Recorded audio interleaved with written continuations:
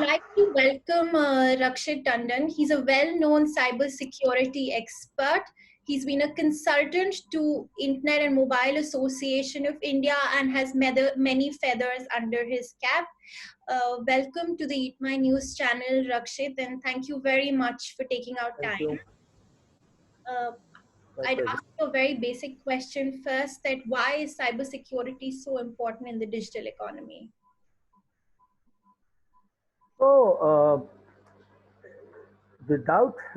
because see, when you are online in the digital space, so there are vulnerabilities which need to be taken care of, and if they are not taken care of, then you are in trouble.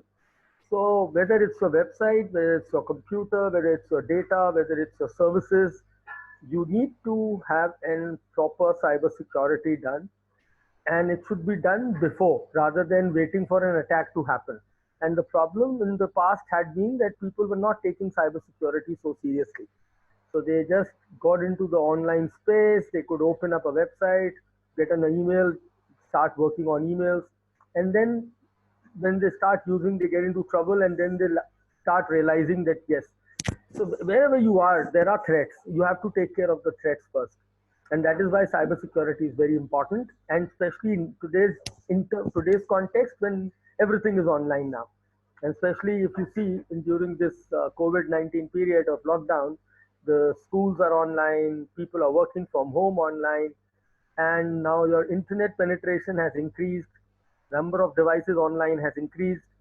So in that case, you have to be aware of all the threats happening, and you have to take proper precautions to save, protect yourself. You rightly mentioned that in the current times, threats have definitely increased. And do you also feel that as we're going to be entering recession, which we already have, to be very honest, do you feel that cyber crimes are going to increase more? And how can we Already prevent that? increased, Okay. already increased, already increased, and yes, a lot of financial frauds are going to increase. And in last 2 3 days, I have received so many complaints which tell us that yes, the numbers are increasing. The fraudsters are becoming very active.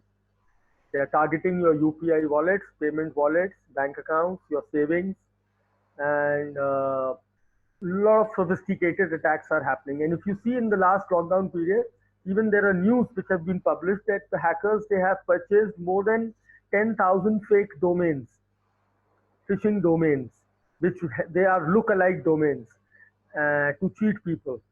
And even there was a report I was seeing of FBI which said 300% of cybercrime has increased in this period. And same is happening here. The frauds are increasing. So, and awareness is very less. People are not aware. So they search for a helpline number online, and they get conned. So they are sending fake messages in the name of KYC. People don't understand the process of UPI, so they are doing UPI frauds. They are doing frauds on services like OLX or job frauds, email scams, and there are man in the middle attacks. So many types of frauds are increasing, and the numbers have just shooted up. The numbers that you've shared are very, very alarming, and we often talk about making the whole financial system digital. And people are usually saying that we need to move into a digital economy. Government is encouraging contactless payments and everything. So while on one end of the spectrum there's so much of encouragement to make payments online, but does this not make a large chunk of population very vulnerable? Yes, when you go on the road and you drive, you know that there are risks, but then you know the safety rules. That is the problem we are facing here. I know when I drive a car on the freeway or a highway, I maintain speed limits. I use seat belt. I am aware of the signs. So same way when I go in the space, has anybody taught me the basic rules? Has anybody given me a seat belt or a helmet? And that is missing. And that is why you become more vulnerable to the threats. They're not able to identify the right call or the wrong call. They think the message coming to me is genuine. The caller is genuine, and that is how it makes more large number of people. But then efforts and initiatives have been taken. If you look at Cyber Dost, one of the handles of Government of India, MHA, on Twitter. Every minute and every day they are posting you alerts in Hindi and English. Then we have made a national portal online for reporting such crimes, which is cybercrime.gov.in, where you can sit at home and report the cybercrime.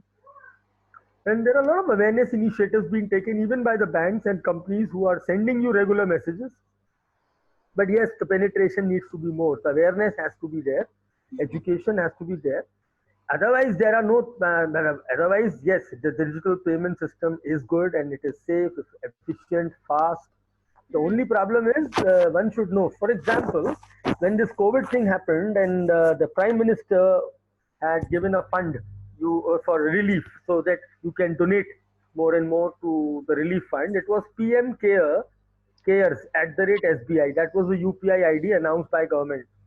But the hackers were so fast that immediately they created many IDs like PM Care.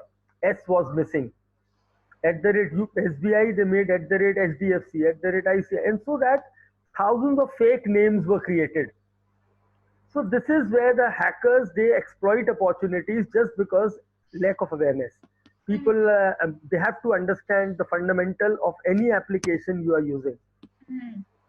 So one concrete solution that you've suggested is, of course, needs to be a deeper penetration of awareness and education. And I'm very well aware that Rakshit, you have done a phenomenal work in the education space. You have been interacting with and worked with various students and different people and talking about cyber security. So if you could tell us about what your initiatives in this field have been to educate people per se. So, my organization IAMAI, we started an initiative Safe Surfing.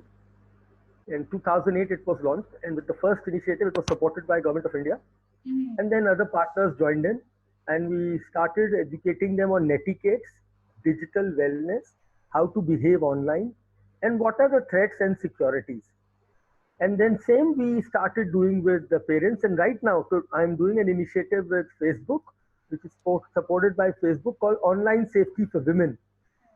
And it is supported by Ministry of Women and Child. Today at 7 o'clock, I have a webinar, free webinar for working women, and around 500 women are joining in.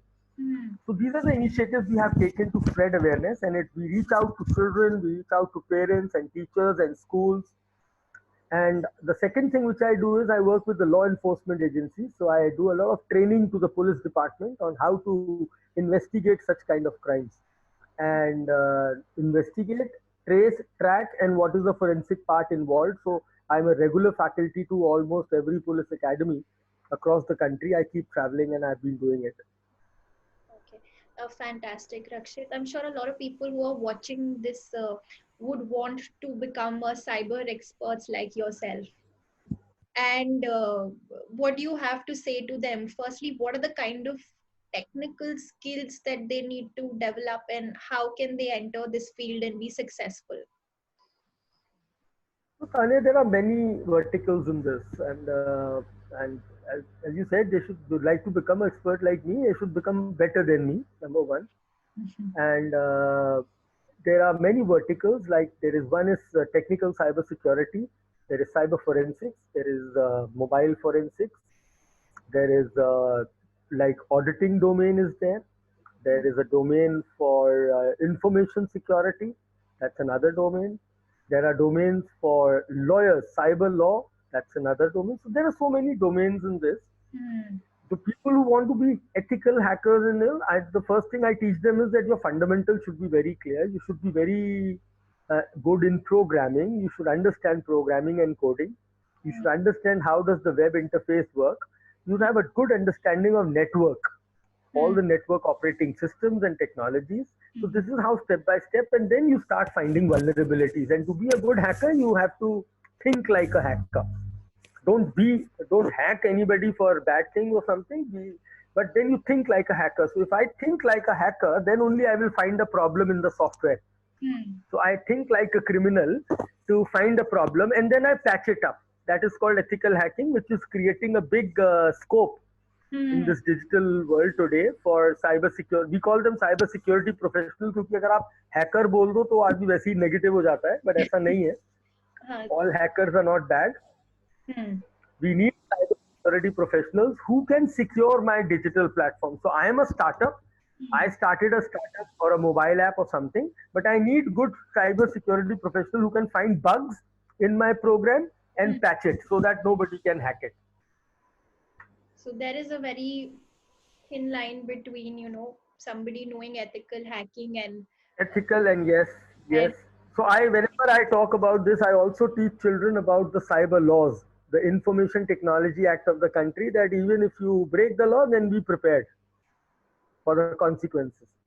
Hmm. And today there are various universities who are offering you bachelor courses, master courses. I started one initiative with Haryana Police and Gurugram Police in 2012.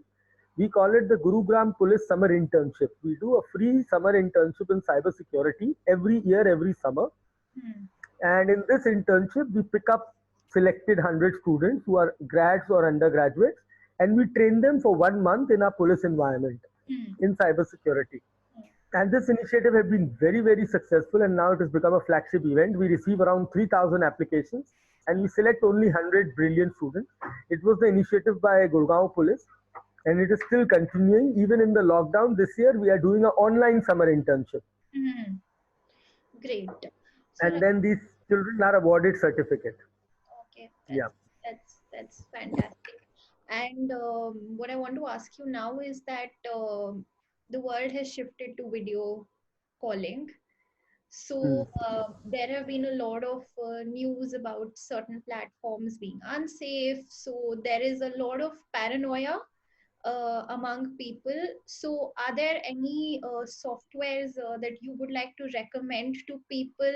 How paranoid should people be when they're using it for a very basic use, like interacting with friends or having discussions with colleagues?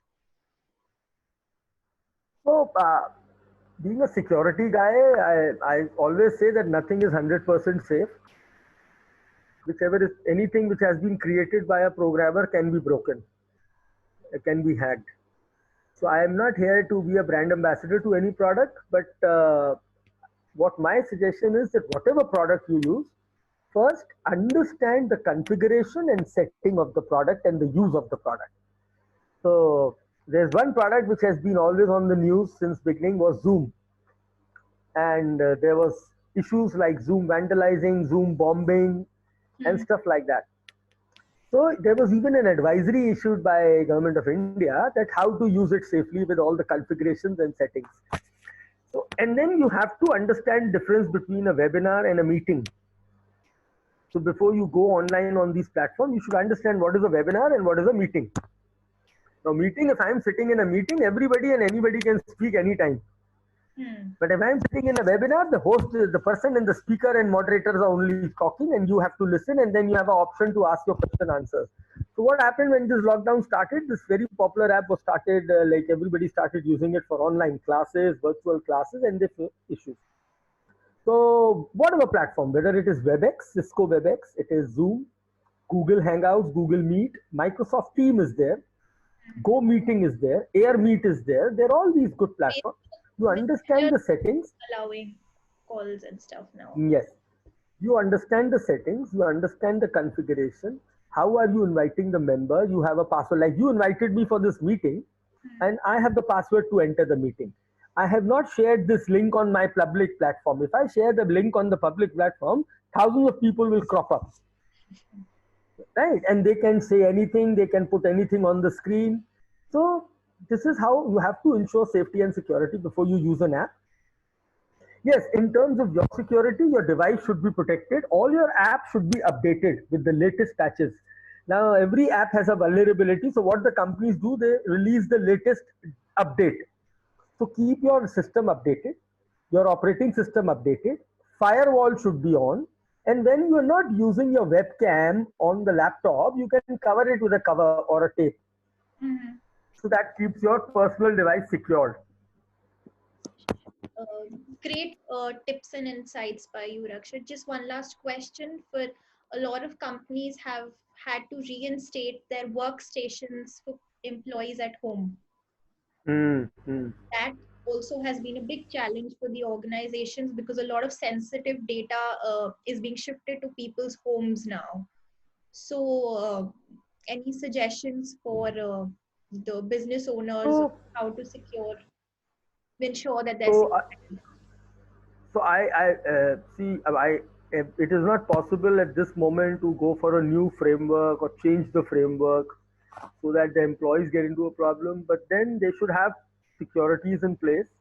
They should have some policy in place. And the best way is that to keep a data centralized on the cloud and let the user log in. They should have some data security policies of keep that. For example, I am a X level employee, so I am only accessing when I'm accessing my identity through my ID and password. Only a limited data is available to me, not the complete data. So that issues they have to take care, and I think the info security guys of the organization must have taken care of that. But device protection is very important, and as a, I would call it an etiquette only, or as a digital practice, that if you have a workstation of your workplace at home, don't allow your other members to play around with it. So suppose I'm working from 8 to 5, so after 5, I should not allow my son to play a game on that same device. So that digital ethics has to be maintained in person. That can only be done by in person. There cannot be any monitoring. There are no CCTVs at home that can monitor. But that has to be a safer digital practice, that you don't use anything, don't give your workstations for personal work. Great. Thank you so much, Rakshit, for your time. It's been Thank a you so much, Tanya. Thank you. Thank you. pleasure to And interact with you. I'm sure this short interaction and whoever is going to watch it will have great insights into the whole cyber security space and how to be safe themselves. Thank you, Rakshit. thank you. Pleasure talking to you. Thank you. Namaste. Thank you.